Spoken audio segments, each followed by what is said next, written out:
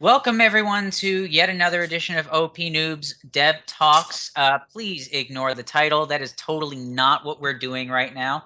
I am unfortunately your host, Steven. Yes, I absolutely swear it is a real last name, Staniszewski. I also go by Slave 2 Machine on Steam.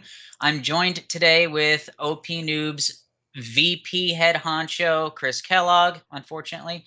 The Browncoats still lost, Chris. I'm sorry. We It still didn't work out. we still haven't forgotten the Battle of Serenity, though, have This is entirely true. we? And today on the show, we are joined by Jamie Tucker. He is one third and co founder of the indie studio Asteroid Base. And they have recently, not so much recently, jettisoned Lovers in a Dangerous Space Time, that wonderful little trailer that we just saw, released in September 2015. I'm going to start with a plug. My God, it's fun. Go. I mean, open a tab, keep watching us, but go buy the game right now. There's absolutely no reason not to. But if you're still not sure, let's talk to one third of the team. Jamie, thanks for joining us today. Thanks. So, first off, this is a couch co-op game. Mm-hmm. There are very rare amounts of couch co-op games nowadays on Steam, in the PC universe. Heck, even on consoles, very few couch co-op games. It's all online co-op. Do you prefer socialization that way? What was it that kind of encouraged you to go kind of against the grain and do a pure couch co-op game? Yeah, I think that the main thing is like it kind of came out of the culture that we had in Toronto. We had this like since 2007, 2008, we've had this like indie game culture.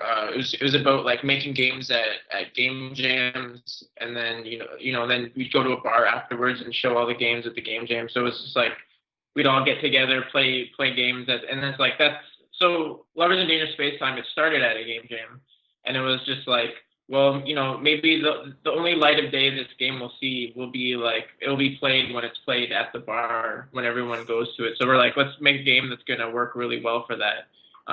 And so yeah, it was kind of from that culture of just like getting together at bars and playing games on like a screen somewhere or something. Yeah, it was that kind of thing that did it for us. And so tell us a little bit what kind of made this idea come to mind? Was this just any one member of the team? Was it everybody getting together? Did it take a lot of liquor to think about this? It seems so simple. It comes from you. It didn't come from me. It came from from Adam. Adam probably. So on the team, there's me, myself, Adam Winkles, and Matt Hamill. So Adam's kind of the tech lead guy. Matt's the kind of creative lead guy, and then I kind of bridged between them with my skill set. So it was like Adam. We were having some beers at Adam's place, and then we were kind of drawing in sketchbooks, talking about like what kind of games we've been playing. Adam had just played Artemis, and then he kind of explained it to us where it's like a bridge of Star Trek. I just played Artemis a month ago. Yeah, it's awesome. Awesome that you mentioned that. Yeah. Awesome. And like you each person is like a role on the ship. So you're like, there's engineering, there's helm, there's the captain, there's communications. So it was like you had a different role on the ship, and we're just like, we like that idea where it's like you can kind of pick what you want to do, and like then you only have to do that. And then so for this kind of co-op game that we want, because we knew we wanted to make a co-op game. So it was just like, what kind of co-op game are we going to make? And then it was like, okay, let's get something where you can choose roles. And then instead of like Artemis having, everyone has to have a separate PC for that, we just go like, how are we going to distill this all into like a single screen? And then it became about the ship isn't your character. Like you have your character, and then it's about interacting with the ship within the game, So it was like we kind of took Artemis thinking that way, and then shrunk it down, and then and then you're still interacting with the controller through your little guy running around. But yeah, so we just kind of added this little extra dimension onto the Artemis, and it was just like, yeah, let's kind of run around, it's going to be about running around. It's going to be about flying the ship. It's going to be about like shooting lasers, about using shields. It was about, you know, having a different role, kind of yelling at each other, kind of figuring it out as you go along. That was kind of the gist of what we wanted to make, and that came out of like, you know, a couple of conversations and some sketchbooks, and we got like that sketchbook drawing is like, it's basically a screenshot of the game, like the final game. It was really like, it came out like that basic core concept came out really well formed, I would say. And then, you know, everything beyond that kind of took the 3 or 4 years, I guess it took to finally, you know, finish the game and have it out. So when you talked about Artemis, which is almost like the most hardcore co-op game I can think of for PC, everyone has to have their own station, literally, and they have to give orders to one another. Were you inspired by like things within sci-fi? So like, are you a Trek fan at all? Is that something that you saw, you know, on TV, and you're like, yeah, I love that there's these divided responsibilities, but people are working together? Yeah, like Adam's the biggest Trek fan. I grew up with Next Generation, and then I started watching like Deep Space Nine, and I'm gonna go on Voyager now that we got it on streaming now. But that's funny. But yeah, like that's too. We were always kind of like really into that. Like Adam's got like a hoodie that's a Star Trek, and then his wife made him like a full costume for Christmas, so he's like. He knows what's up. Am I like the only person that likes Enterprise? Am I like the only one? Seriously? I haven't watched it. My good friend here in Nashville, he swears it's the best one. He loves Captain Archer. It is. It's okay. I mean, you're both wrong, but that's okay. It's all about Picard. Well, fair enough. But anyway, getting back to the reason why we're here today. Yeah, Stylo. There's a reason you're not on these calls. So that's the thing, is this is actually a fairly, I want to say, non-violent game. You never really have to, you can enter combat. You kind of have to defend yourself no matter what. But this is, again, going against the grain. Not only is it couch co-op with no actual online multiplayer, it's a game where you're just trying to survive. You're just trying to, if in case nobody's aware, you're trying to harvest love, which is apparently the strongest, which some might say is actually the strongest force in the universe. Yeah. And you're trying to gather it. So it's from start to finish, the game itself is trying to just let you play the game in such a way where you're not just out destroying everything, which is a radical change from what we're used to seeing. Was that a problem at any point during the creation process? Like, you thought it would be limiting? Yeah, was there ever a point where somebody thought, you know, this is fine and all, but this isn't really going to do well. This isn't really going to catch on with anybody, and obviously it has. Yeah. No, it was because, like, as we made the game pretty early on, we started showing it to people, and it was just like, so like when we did the first game jam, we showed it at the bar event or whatever. That happened right after the game jam, where people, you know, that was the first time people actually got to play it. And then, you know, we had a big crowd. People were like talking about it, kind of like it was a really broken, like shitty, like prototype, right? Because you make it at a game jam. But as people were playing it, they just would pull us over and be like, start talking about like, oh, I would love it if you did this. And like, so it started, like, you could see how it was generating kind of like some sort of sense of wonder, I guess, when people were playing it. And so as we were developing it, you know, like 6 months later, we showed it again at another event in Toronto, and then we just kept getting all this like positive feedback loop, and we started seeing the kind of people that were really responding with it. So we're just like, hey, this is actually hitting something. And then when we showed it at I guess so we got an IGF nomination in 2013. So we showed it at GDC. That was like the biggest show that we've ever shown it at up to that point. And it was just like, we had like couples coming to play it together. And then we were just, as we were just seeing that, we're just like, hey, we're actually like, you know, there's a big market in games that this game is really appealing to. And so, yeah, we just started rolling with it because we saw that, you know, people it was something that someone wanted to introduce someone else to play. Like it's games you play together. And yeah, so we made it so it wouldn't be like we didn't want the blood and the like death or anything. Where so it was just like it wasn't like turning people off. It was it's something you can show someone and then bring them together, like bring people together as they play. Not really like turning people off by yeah.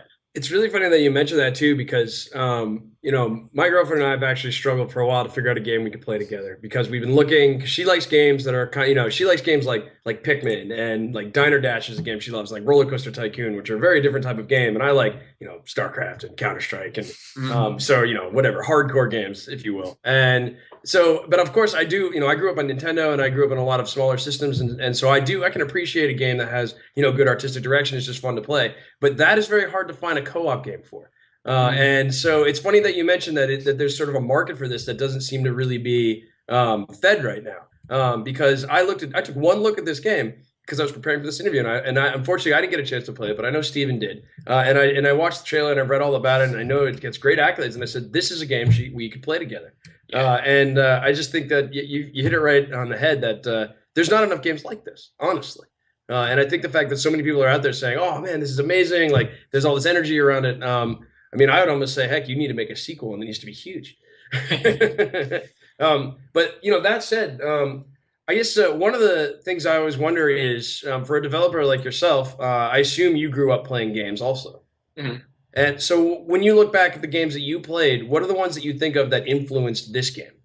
The influences. The biggest one is Left 4 Dead, and that's because we like Matt and Adam. They used to like. I couldn't guess that at all, actually. Yeah, go from Left 4 Dead to this. Yeah. Left 4 Dead's like the best co-op game ever created, probably. Like it's amazing. We're following in its path, like So it was like Adam would bring over his Xbox 360 to Matt's house, and then we would hook up both Xbox 360s and both monitors together, and then four of us would play like split screen Left 4 Dead, and that was kind of the evening. We'd play through like a run through of like the carnival or whatever, like the swamp, and we would sometimes like I would die a lot. I'd always be the one. I always would die right at the end. Like they'd always leave me behind. You need because like they both owned the game and I didn't. So then I'm the one getting screwed here. But yeah, so they would we would play it like that, and it was kind of like that was us getting together. And we loved that experience. So like when we designed our campaigns were kind of something you can play in one sitting if you wanted to. And it was kind of each one are separate from each other, and that was really influenced by Left 4 Dead.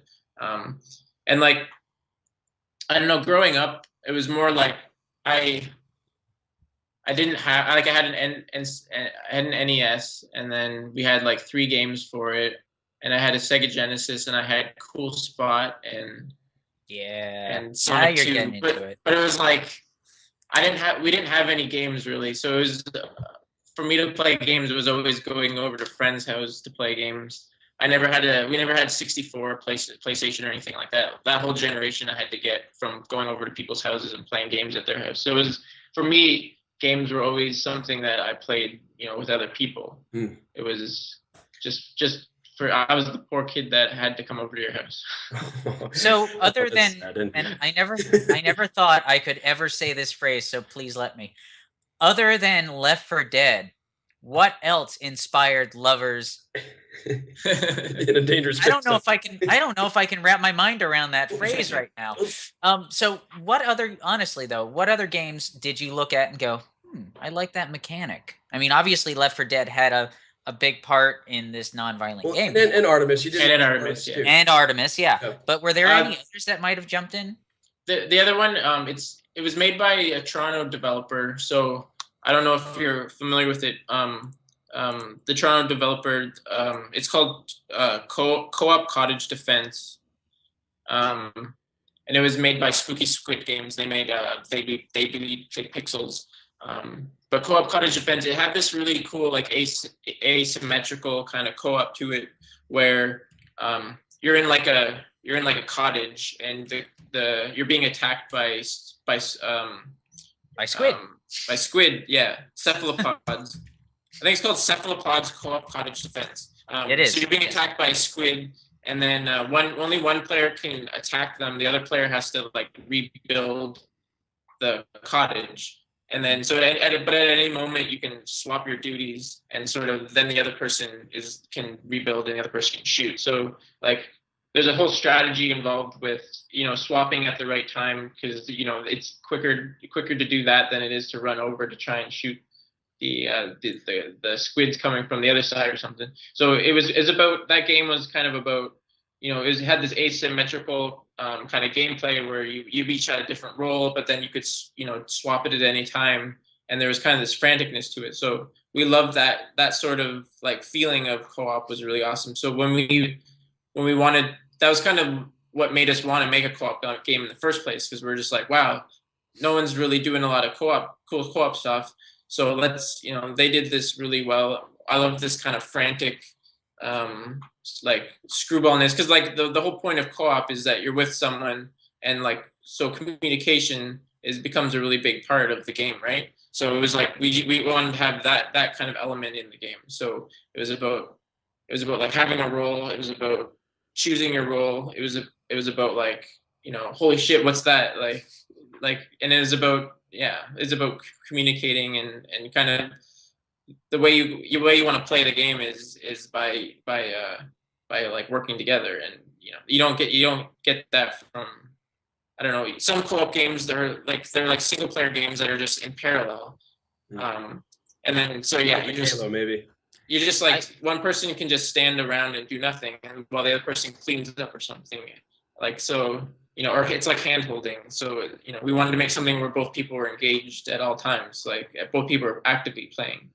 Well, so that's definitely what you did. I mean, I first did just give you an idea of my experience with the game. I loaded it up and I tried to play it with the keyboard, and oh wow, that was a bad idea. Totally bad idea. People, when the game recommends you use a gamepad, please listen. I mean, there's a reason for it. Trust me. But after I plugged in the gamepad, after attempting with a keyboard, which kind of sort of worked, with my dog as my co-pilot, which I had to snicker about a little bit. So first off, that dog has some problems. He doesn't want to do anything unless I tell him to. But once I got into it, the controls were so fluid. I mean, absolutely everything worked perfectly. You point at a station, the co-pilot goes to the station, which, to back up a little bit, you don't have to play this as a co-op game. You can play it as a one player with an AI. You get either a dog or a cat, and pick the dog. Seriously. The cat doesn't care. Cat does not care if you live or die. It's just like real life. But when you get in there, you get the dog, you get your co-pilot, you can tell them to man the guns. I chose to have the dog man the one side of the guns while I took care of steering the ship. And I found very, very quickly that if I tried to do everything myself, I was not going to survive. Yeah. You could kind of slightly eke on through by just very gently going in a direction, but once you start having enemies attacking you, you're totally hosed if you try to do everything yourself. So I completely see where you're coming from on that. People have to work together in order for this game to really, in order for people to really progress. So my question is, has anybody tried to punch the other person in all of the demos that you guys totally have had? Has happened. Yeah, that's happened more than once. Yeah. Yeah, we did a whole bunch of play testing as well. And we worked with the Research Center with that. And so they videotaped it, and it was awesome. And so we got to see people playing it. We got to see, and the most important with that was like we got to see how they interacted with each other while they played it. So there's these two brothers that like you could tell like the one was the older brother, but he was kind of the goof, and the younger brother was kind of like always getting mad at him. But because of their like older younger brother kind of stature, he couldn't really do anything about it. But then yeah, it ended up one of them like socking the other one because he was just like trolling him when he was flying. Like they just kept like kept flying into walls and that when they're going through tunnels.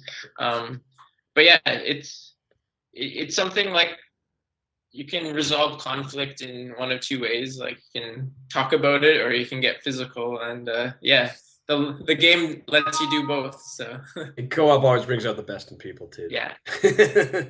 Occasionally. So you meant you had talked briefly about some of the other developers in your city.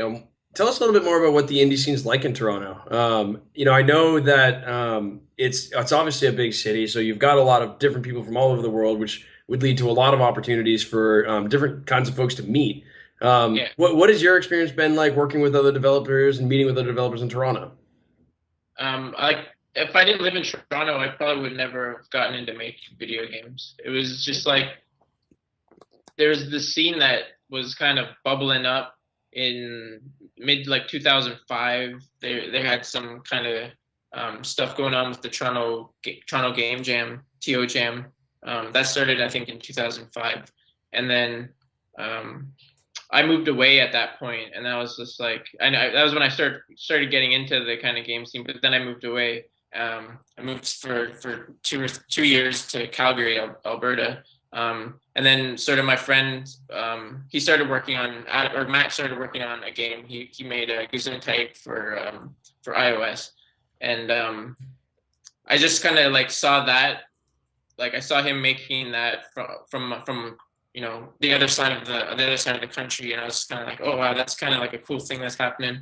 He went to some game jams in Toronto, and then when I got sick of being in Calgary, I moved back to Toronto, and I was just like, okay, I'm gonna get into this. So I started going to all these events. That's when I first saw Sword and Sorcery, which was like from a guy that I went to college with, and then I just started like meeting people at all these cool events, and then went to my first game jam, made my first game, and I was just like, oh, I was just like addicted after that. It was just like, oh, this is the best. And like I have no game like programming or any background. I come from like a illustration and design background. And that's what I was doing before. But then I took some online courses, and I started learning how to program. And then I was just like, oh, this is the best thing, because the way like game program, like making games, I guess, is just like there's so many problems that need to be solved. Like there's like art problems, there's tech problems, there's like math problems, there's like psychology problems, all this stuff, and it's just like, and I was just like it was so stimulating for me, so that I could just finally like worry about everything, and it was just so it was just about making the game, and it was kind of coming into this scene where everyone was also making cool stuff and like hanging out, and then it was just like I don't know, it was just awesome. It was just this like magic moment in like the late like 2010, 2009, 2010 where kind of I got back into it, and there was all this cool stuff happening. And I think it was because like at that time there's like no big studio in Toronto. There was only really tiny studios, because before Ubisoft there's anything. There's like Tecmo Koei had a studio, but they closed down, so like a bunch of people were kind of floating around without anywhere to go, and so people just started making these small teams, these small companies, and then we get companies like Cappy Games and like Drinkbox. They were kind of formed out of these other kind of out of the void of anything else. And then Ubisoft moved in, and so they started hiring people, but then they brought money so that they were like sponsoring all this other stuff. And then so it was just this cool thing that just kind of snowballed, and it was I don't know, it was just like being part of a music scene or something. Like you just felt, I don't know, I always felt as we were going through it was just like something's really cool happening here. And I just being a part of it was really awesome. Well, sure. It's like anything creative. I mean, how many people go to like Craigslist or go to like a local music store to get people together to form a band? Yeah. The only difference here is We're that recruit off Craigslist. Yeah, right. Who does that nowadays? But it seems to me like you mentioned at the top of this that if it weren't for the fact that you were living in Toronto, if you weren't living in a big city, you probably wouldn't have done this, right? So it was just so this basically came about right place, right time. You found the coders that you needed for it, and a lot of bootstrapping. It sounds like too. A lot of bootstrapping. Yeah. And honestly, you can honestly look at this and can you personally call this a success? I mean, not only was the game released, but it was released to pretty great fanfare. I haven't really seen any honestly super negative reviews other than, the standard Steam trolling. But other than that, it's not really anything negative. And now you guys are entering into releasing the game, shameless plug, for IndieBox, which full disclosure, I subscribe to. This isn't a paid advertisement. This is none of that. I have a lot of indie boxes off to the side. I can't wait to see. I can't wait to see ours. Yeah. I mean, that whole stack, that's the indie boxes. All of it. Wow. I started with Risk of Rain, and I've been subscribed to them the entire time. And then when I found out, Lovers is going to be part of it, I'm like, that means we're going to get cool stuff. What was the process like hooking up? First off, how did you get hooked up with IndieBox? Did they contact you? Did you contact them? How did that work? I think I think James emailed me, and then I met up with him at a PAX, and so we went and like checked out all the wicked stuff they had made in the past. He was just like showing me. I was like, oh, this is awesome. This is what we need to be doing this. And that was like that was a long time ago. That was like over a year ago, before the game was even finished, when we were talking. Wow. So we were on their radar for quite a while. And then it was like, so you guys hooked up before release. Wow. Sorry. Over a year. You hooked up with them before release. Wow. Yeah, I'm thinking. Anyway, go on. 2014, but it was just we were on their radar, so they really liked. I guess they had a lot of ideas of the kind of stuff that they could make with kind of our game. So we've been they approached us and we're just like, there's it's a no-brainer. Like, it's not really every day that you kind of get the opportunity to do what they do for games. So it's a pretty amazing thing. So I was totally excited about it, and we had been planning the February as the month for a long time as well. Well, it just seems fitting. I mean, the same month as Valentine's, and then you guys did just have the Steam sale where it was 30 some odd % off, 33%, wasn't it? Yeah. 30, and why 33? That seems kind of a weird number. Was that something set by Steam, or was that something set in house? That's kind of like the whole thing with pricing sales and that, where it's like a step ladder or whatever.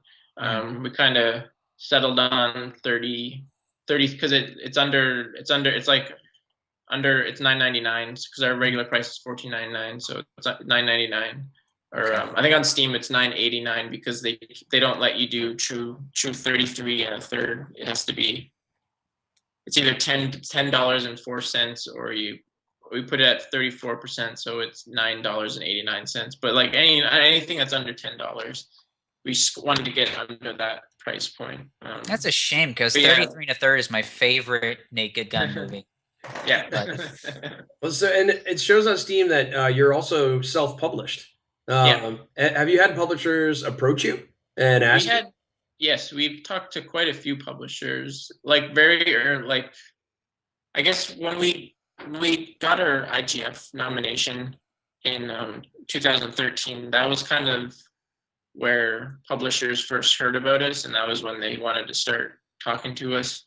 So we definitely wanted to look at what publisher deals looked like.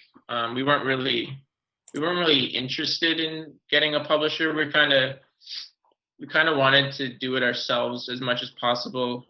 Because if we're gonna make mistakes, then like it's good to make them early, I guess. I don't know. Maybe I would have changed my thoughts now, but but yeah, it was just kind of this thing where we wanted to do it on our own. So yeah, we read a lot of contracts and deals that, you know, they're never what you want them to be, because publishers, you know, they have to look, you know, it's their bottom line that they care about, more, you know, I don't know. Yeah. No, I'm not gonna get into that. But yeah, so it wasn't right for us, and so yeah, self-publishing was what we wanted to do. And at that time, we were working part-time on the game, and we were working, like, we all had part-time jobs. I was doing coding on websites, and Matt and Adam, they were making apps for, like, other companies, like, as like freelance. They were doing, like, for actually Jib Jab was one of them. So they're doing like children's kind of games, for iPad, and iPhone. And then, you know, 2 days a week we'd be doing that, and then 3 days a week we'd be working on Lovers. And it was kind of like, you know, it was good because we weren't losing money. I was kind of like making the exact amount of money I needed to live. So it was like we had this kind of sustainability, and, you know, we're making the game. But then it kind of got to a point where we were getting behind with working on Lovers, because it just became so much work. So we're just like, we need some way to be able to go full time. And then that's when we looked at some publishers again, and we're kind of like looking at maybe taking a bank loan or something.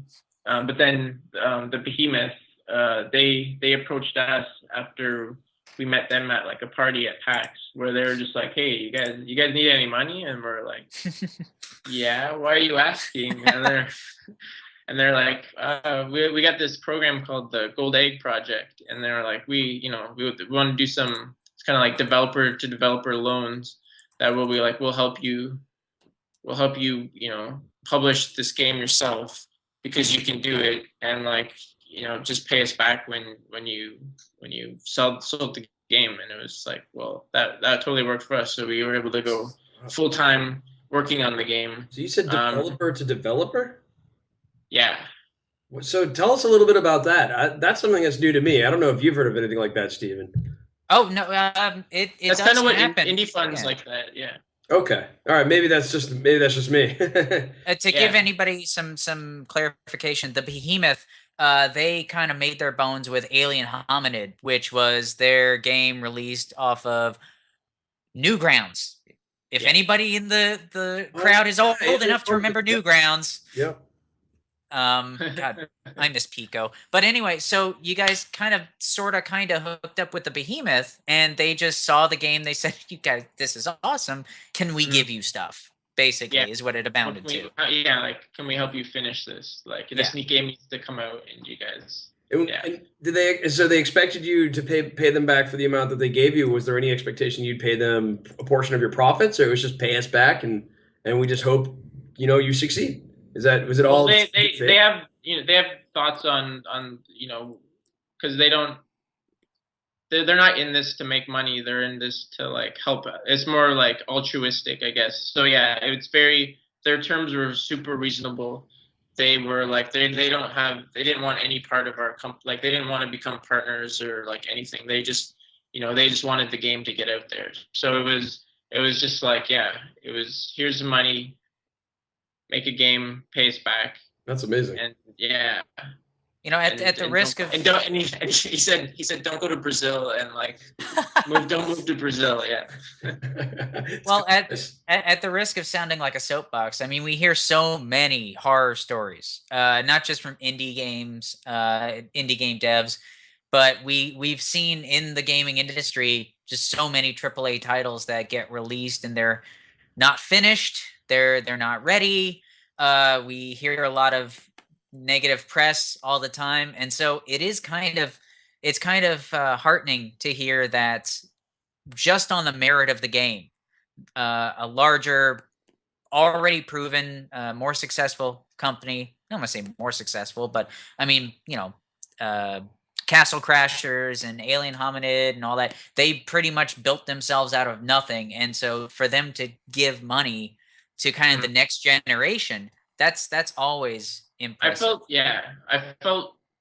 I think at one point I was just like, "What? Why did you do that? Like, why did you give us money?" And like, were you like baffled, like completely? Yeah, it was really baffling. It was just like, what about us that made you think like that we deserve the money, or that we won't screw this up? Like, yeah, it was totally kind of mind-boggling.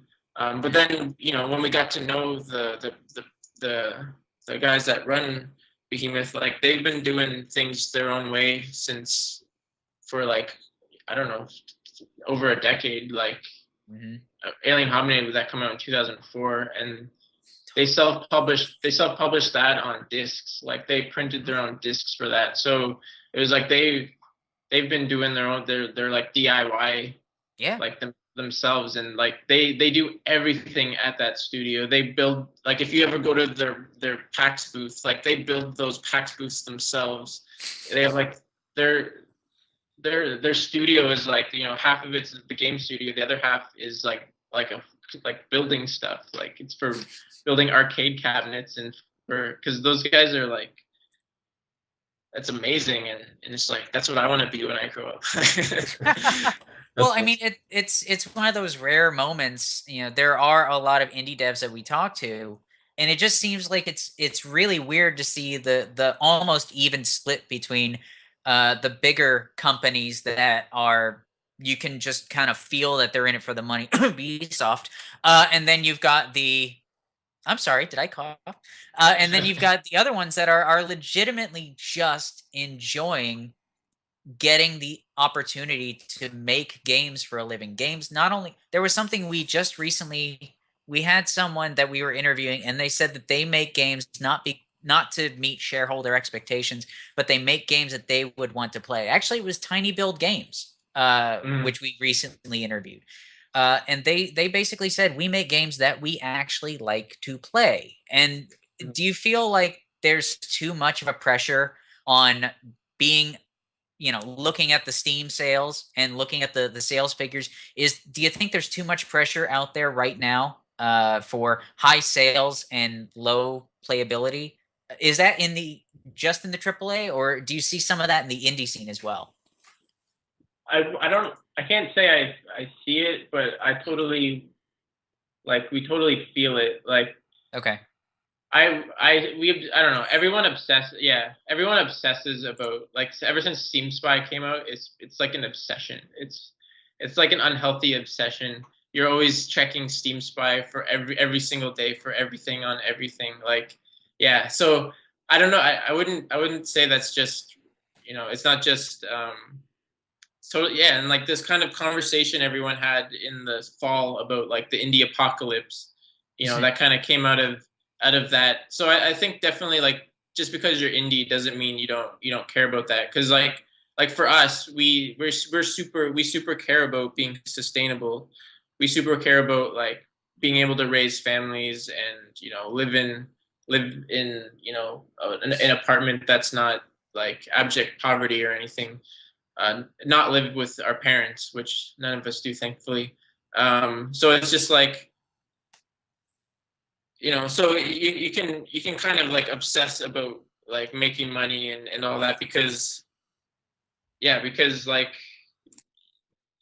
it's kind of necessary. Like, you want to, I don't know, there's this whole like line drawn between like art and business, and like making games is awesome because it's making games that you want to, like, so yeah, sorry, Tiny Build, like making games that you want to play, that's awesome.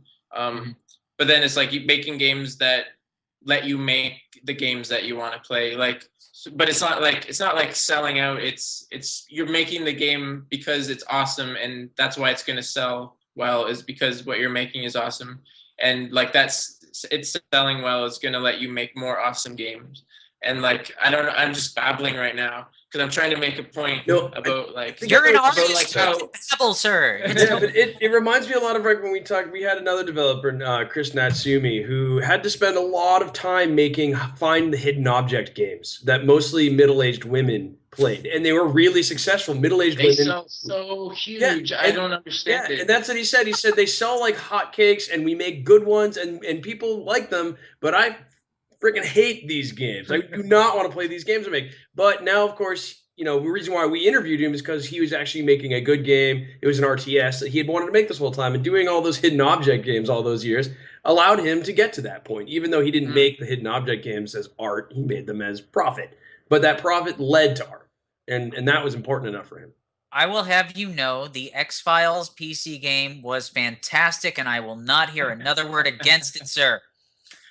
But that being, even though it came on like 7 discs, and you had to swap after every cutscene, I'm old. But that being said, I mean, what do you foresee for Lovers in the future? I mean, you're doing well on Steam sales. It has somehow managed to dodge the ever-present Steam troll, because I didn't see a lot of negative reviews. Like I said, it's well received. It's getting an indie box. What is in the future for Lovers? Is there more that you can add to it? Is there anything that should have been added that wasn't before release, or is it one of those things where it's ready? There's so much that gets cut from games, I think, like any game, because it's just like you have to. This game, we could work on this game forever if we wanted to never make any money, and we would make the best game that we could have ever made, but we would be, we'd be out of business long before that. But yeah, like, so there was some stuff that we unfortunately had to cut from launch that we are, we're working on things right now that that will be good, because like it's not even like cutting it. It was cutting it because it didn't meet our standard like at the time, and it was just like in order to make it what we wanted to like, it would have taken too much time, and it kind of started to lose focus of the kind of game that we wanted to make. So we had to cut it then, want to work on it and kind of make sure it's good and make sure it's fun. So yeah, so there's some things that we in the next few months that we want to kind of make sure is in the game before we kind of wrap the bow on it. Because like right now, Matt and I are like, we're prototyping some stuff for another game, because that was my next question. Yeah, because it was just like I don't know if you can see over here on that table. There's a bunch of paper and like little Warhammer figures and like all that little stuff. That was us like doing a bunch of prototyping in that. And so yeah, we don't know what the next game is. We have about three or four ideas that we want to make some prototypes for. Is it anything that you can talk about? No, because we don't even know. Like, yeah, it's totally crazy trying to think of like sophomore album problem. Like, what do you do next? Yeah. Like, we kind of stumbled into this like blindly, like as a part-time like hobby, and sort of now we've kind of converted this into a business, and it's something that we want to be sustainable, and it's something that we want to be, we want to be a going concern. So there's a whole bunch of these other kind of variables now that are weighing on the kind of game that we want to make. Like, so yeah, like we do feel pressure to make something that we think it's going to be, people are going to like, but then it's really like, it's kind of a fool's errand to be like, oh, what's cool now? And then spend 2 years making it. And then by then, like, then no one gives a crap about that game anymore. No, you can curse here. It's okay. Everyone's done it. Every developer that's putting out a zombie game right now is wishing they'd started 10 years ago. Yeah. World War II zombie game, sir. Oh, are they coming back again? Actually, yes, they are. No, they're moving to World War I now. And hey, who knows? We might get World War III in the next couple of years. See, I heard the next big thing was military tactical shooters. No? It could be. I mean, yeah, will Lovers have DLC to make it into a World War II zombie shooter, I guess is the question. So we'll never see something like that. Yes, we'll never see anything put out that you guys aren't happy with, is essentially what you're saying. Yeah, like, I don't think we have it in us to put out crap. We'd rather shut everything down than put crap out, because that's not why we're not in this business like sustainability is a goal, but like if we're not happy with what we're doing, then there's like way better things to be doing. Like way more, you can make way more money doing anything else, I think, but except making games.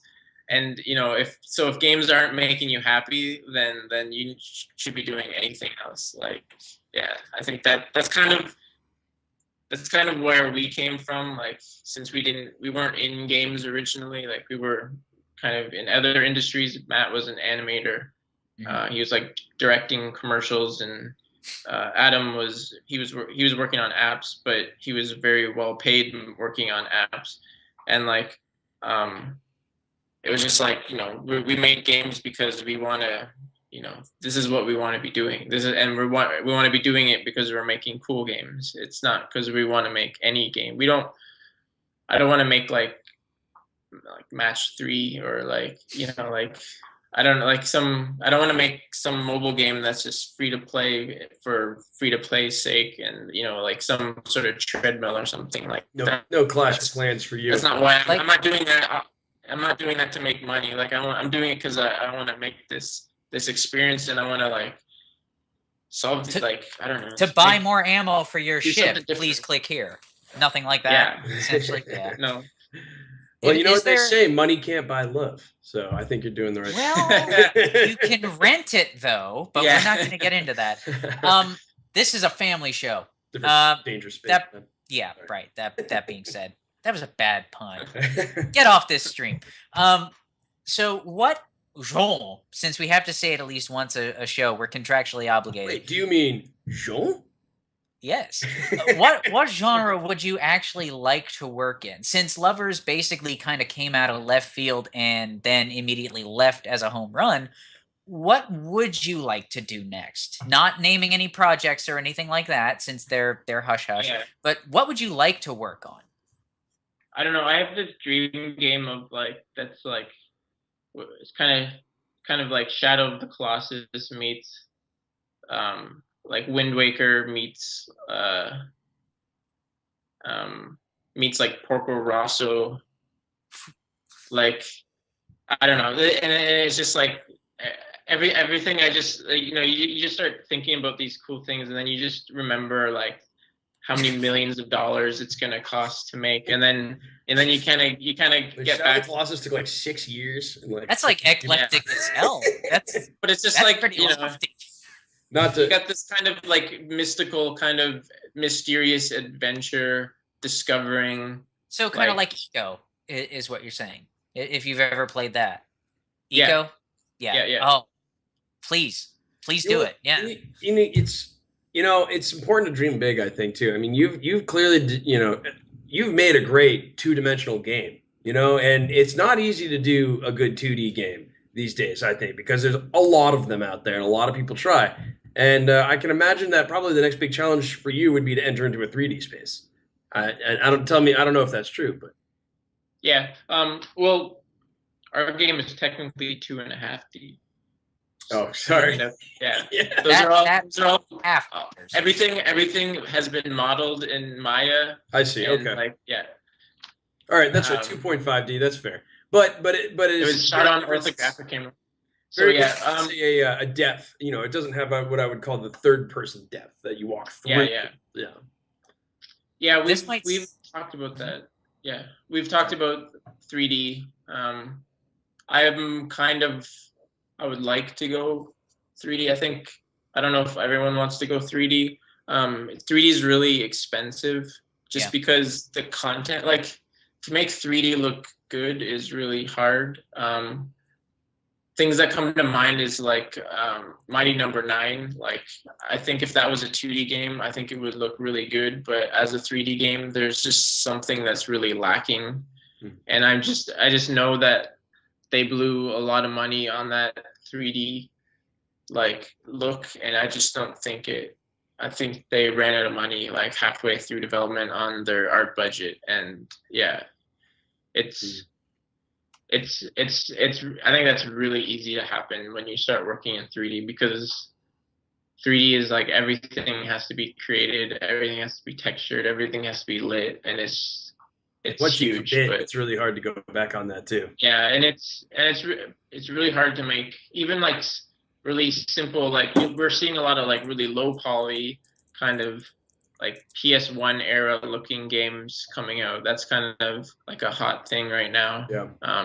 And whether that will be hot in 2 years when we're thinking of, you know, if we want to release a game in 2 years or 2 or 3 years from now, like whether that'll be like passe or whatever. But like even super stripped down simple 2D 3D is like that's really hard to do. Like it's really hard to do right. It's all about lighting and it's all about shaders. It's all about like art design. Like yeah. And I mean, we saw a lot of voxel based games. We saw a lot of pixel based shooters. It felt like we were getting a new pixel shooter every single day. Now the big thing seems to be horror. Or With games on rails where you don't have weapons or any ability to do anything but walk forward in a straight line. Yeah, that's and it's a lot what you're saying. I actually made this point at the Should Be Covered show last Thursday that because of the expense of creating a 3D world, sometimes you have to forego gameplay. Yeah, and I find that to be hilarious that you would forego gameplay in favor of graphics, because obviously without gameplay, what is a game but a movie? So I can sympathize with that problem, and I would never be one to offer advice about game development because I cannot code, but I would certainly always argue for gamelplay over graphics any day. Well, wait a second, Chris. We have remember the fellow we're talking. Yeah, the fellow we're talking to also did not. So don't be no. I think we are in agreement on this one. Yeah, absolutely. But to draw it back, you mentioned Mighty Number 9, which has kind of had its problems. I'm not going to detail them here because we don't have that kind of time. But you did mention where you suspected it was because their art budget basically ran out. And that's one thing. We always talk about the marketing budget. We always talk about the art. We always talk about every budget kind of but the art budget. And the artists, they're very rarely ever honestly brought up when it comes to talking about budgetary concerns. It seems everybody's like, okay, voice acting, music, gameplay, the coding. And a lot of times with the interviews that we do, very few people have ever said, yeah, we ran out of budget for the art. Is that something that happens often within the indie scene? Like we ran out of our art budget. Like yeah, we could have polished so much more. We could have our animations. We could have had so many more animations. Like yeah, it's totally something that you like. That's why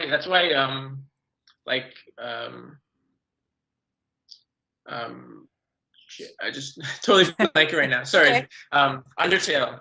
That's why Undertale has so much friggin' content, is because their art budget was super cheap. Like everything was so cheaply made that you could just make a lot of it, right? So he was able to make a huge amount of content and like story because everything was like so simply done and very like simply animated, and you know that really worked for it. If every one of those things was like beautiful, like look at what's the other one?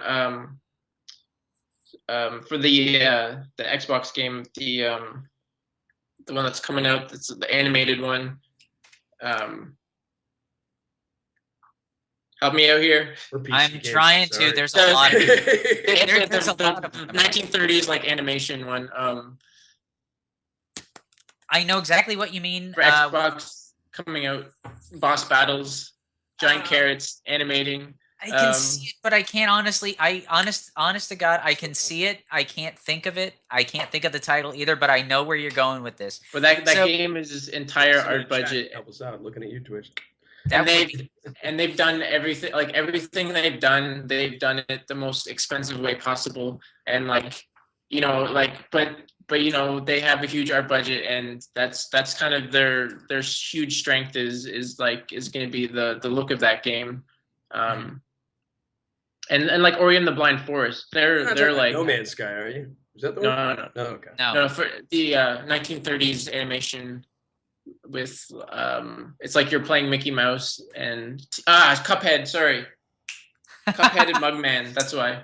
Okay. Cuphead, yeah. Cuphead has like this beautiful, like their art budget is huge on that game. Like I'm sure they're like, you know, more than half of that, like more than like 2/3 of that budget is art, because like everything is hand animated. Everything is like it's so much. There's so much art there. And like, yeah, like. And like you said too, it's like Final Fantasy games. I know.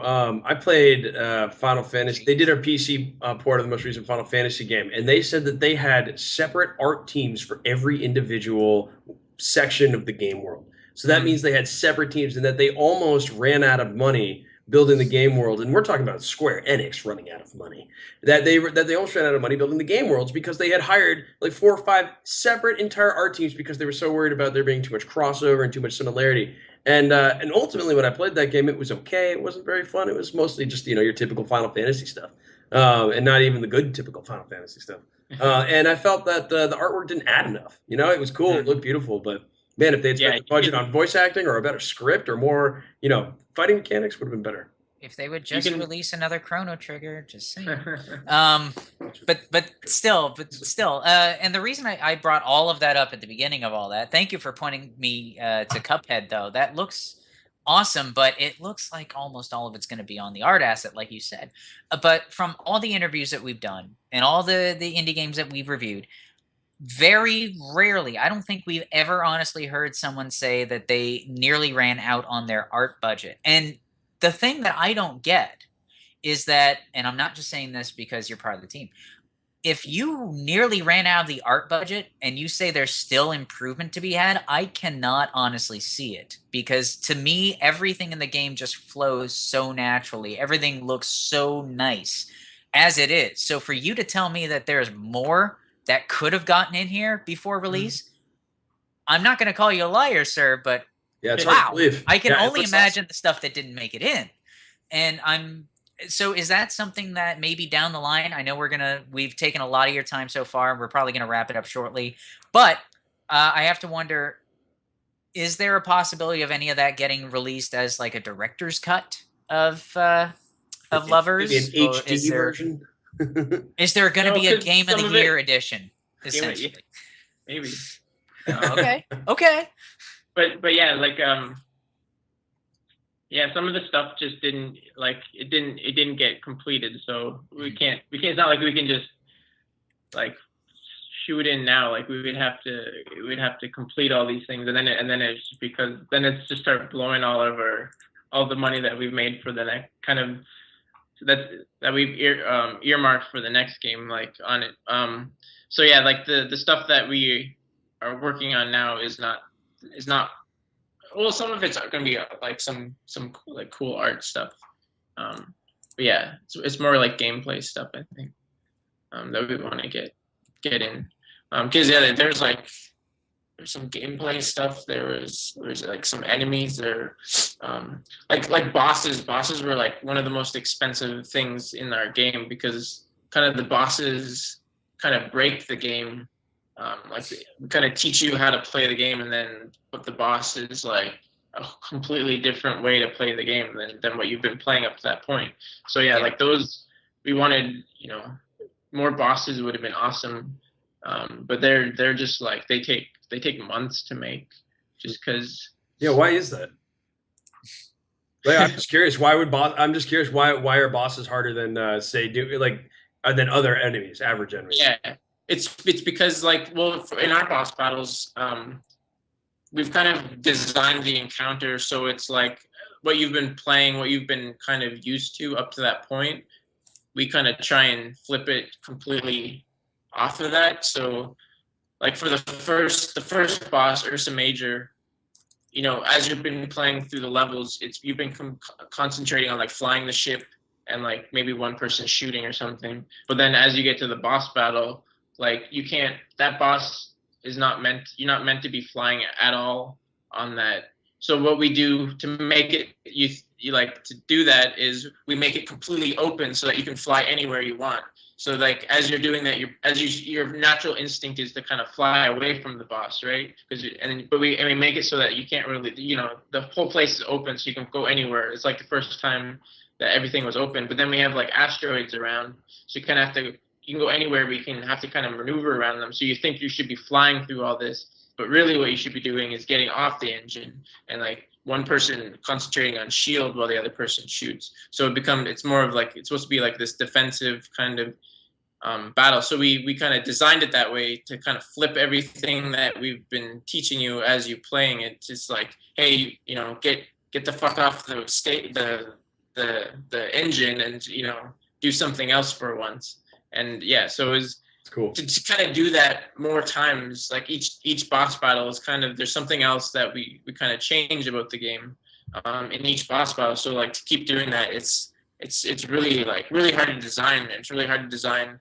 You know, I think some of our biggest difficulty spikes are at the boss battles, and it's because it becomes really hard to kind of balance those for people that aren't kind of, they're not getting what we are trying to tell you, like through this battle. Like, you know, maybe you should be getting off the engine, and you should be trying something else instead of always trying to fly away or something. Like, so yeah, and they're just, yeah, they're really difficult to design, and like they're difficult to be. I guess the hardest thing about them is to make them feel good, like to make them feel satisfying, to make them feel challenging. So they become just like endless iteration, and tweaking, and then like they're the most. We had the most like bugs with those battles because we're doing so many like custom things. Like every like an enemy, you know. The way we design our enemies are kind of a set of scripts and set of behaviors in that. But the bosses, there's so much that is just like really custom scripting with their kind of behavior and their logic and like what they do and what you can attack on them. So yeah, they're just everything is just so complicated with them. And so yeah, you would say kind of why they took so long. Oh, it's really interesting. It's fascinating. Thank you. Now, would you say that this is probably going to be one of the last questions, and then we'll do the big old plug at the end. So my question is, that is more expensive than doing, say, the procedurally generated part, because every level is different each and every time. It's not going to be something where you can memorize the level and, you know, work through it like that. You really honestly have to work together with your partner, whether they be AI or human. If they're human, don't punch them because you still need them to get through it. So you would say that the boss battles actually are more expensive cost-wise than almost the roguelike element of it? Is it fair to call it a roguelike a little bit? Roguelike? Yeah, since it's got that procedurally generated. Rogue-ish. Rogue-ish, yeah. Rogue-ish, yeah. It was definitely influenced by what games were being made at the time. So yeah, at that, like in 2013, 2014, a lot of rogue-like games came out. So yeah, it's we kind of picked that up along the way. And it's more about like, you know, how can we make this game more like replayable? And I guess our biggest replayability thing was like, if this is something you play by yourself and then you want to play it with someone new, then it's still different for you as you're like introducing this new person, which is why we wanted to have the kind of level generation there. So like, the more different, you're playing with a different person, and the situations get like remixed every time that you're playing it. So even if you played it before, you haven't played this level yet, so that when you're playing it with a new person, it's not just you telling them what to do, or like telling them like exactly what to do. There's still some kind of dynamic like interaction between as you're playing.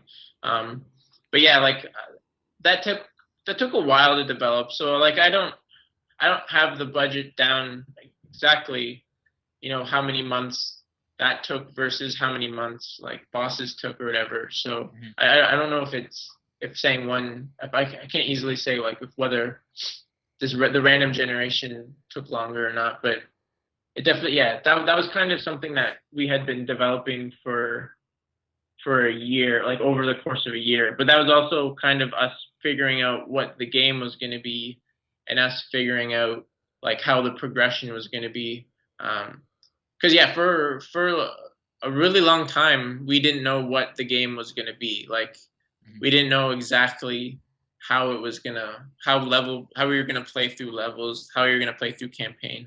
And then there was just this one point where we played it, we kind of put all this stuff together and we played it, and we're just like, yeah, this is like, we got something here. Like this can work. And then, yeah,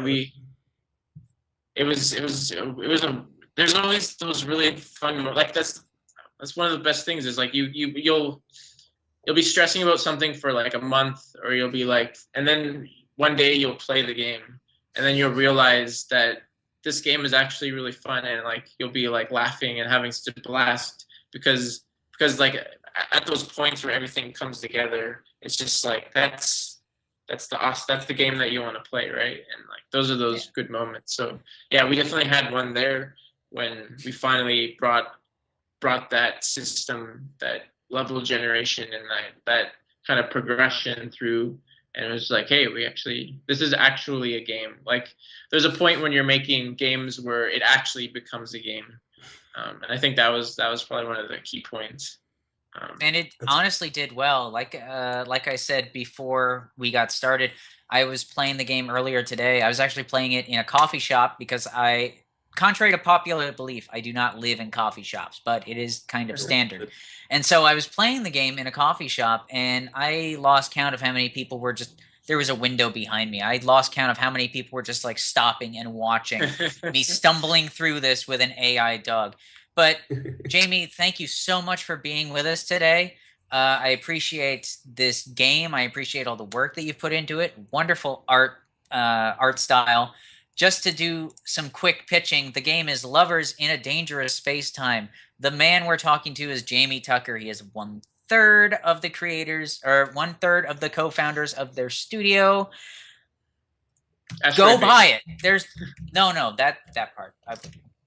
Their name go is buy it. Base, Yes, they are Asteroid Base. Go buy this game, regardless of what they call themselves. Go buy this game. It is $14.99 on Steam right now. It has won a ridiculous amount of awards, accolades, whatnot. Totally worth it. Totally worth it.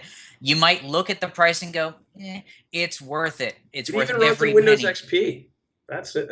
That's rare to see. Which is funny because even XP can't run on XP, so that's a good sign. I can't even eat the coffee. Anyway.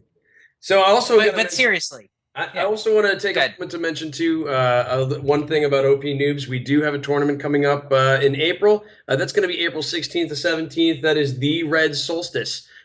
Great little RTS. I recommend you all go out and play that as well. You can register for that at opnoobs.com. Just click on E4I. You'll see our website. Registration is open, so please do sign up.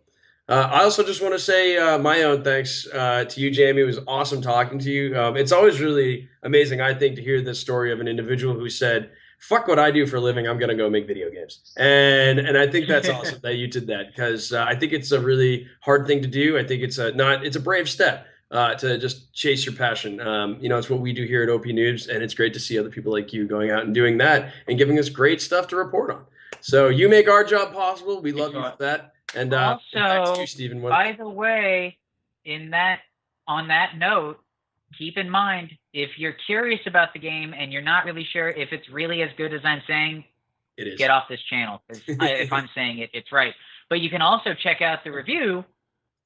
Where, Chris? Where can they check out the review? Well, Stephen, you can find that at www.opnoobs.com. PC gaming by PC gamers. It felt like there was an extra W in there. www. We are not the World Wildlife Foundation. Oh, yeah, this is true. Although, yeah. Anyway, the long and short, again, Jamie, thank you for being with us. Thank you for taking time out of your day to talk about this game. I'm looking forward to seeing whatever else you guys come out with. I'm going to go back to playing Lovers in a Dangerous Space-Time because it's more enjoyable than staying on the line with Chris. So that being said,